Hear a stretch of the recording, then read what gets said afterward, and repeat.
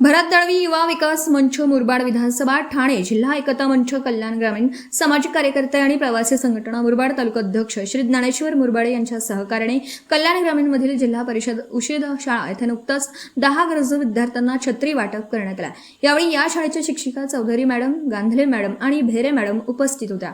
यावेळी भरत दळवी यांनी लवकरच उशीद शाळेत वह्या आणि दप्तर वाटपाचा कार्यक्रम राबवण्यात येणार आहे असं सांगितलं। आज मुरबाड विधानसभा मतदारसंघातील कल्याण ग्रामीण भागातील उशीद जिल्हा परिषद शाळेमध्ये भरत दळवी युवा विकास मंच मुरबाड विधानसभा ठाणे जिल्हा एकता मंच कल्याण ग्रामीण यांच्या माध्यमातून 10 गरजू आणि गरीब विद्यार्थ्यांना आपण पावसाळ्यामध्ये छत्रीचा वापर करता यावा यासाठी 10 मुलांना आपण छत्री वाटप केलेलं आहे। या कार्यक्रमाला या शाळेच्या शिक्षिका चौधरी मॅडम, गांधी मॅडम तसेच भेरे मॅडम या ठिकाणी उपस्थित आहेत। तीनही शिक्षिकांचं मी मनापासून अभिनंदन करतो।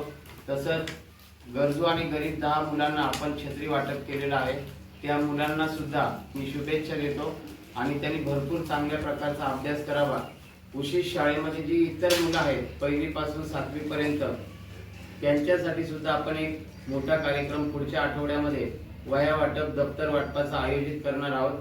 कंपास पेटी असेल किंवा शैक्षणिक साहित्य त्याचा आकडा मॅडम मला लेटर पॅड वर देतील।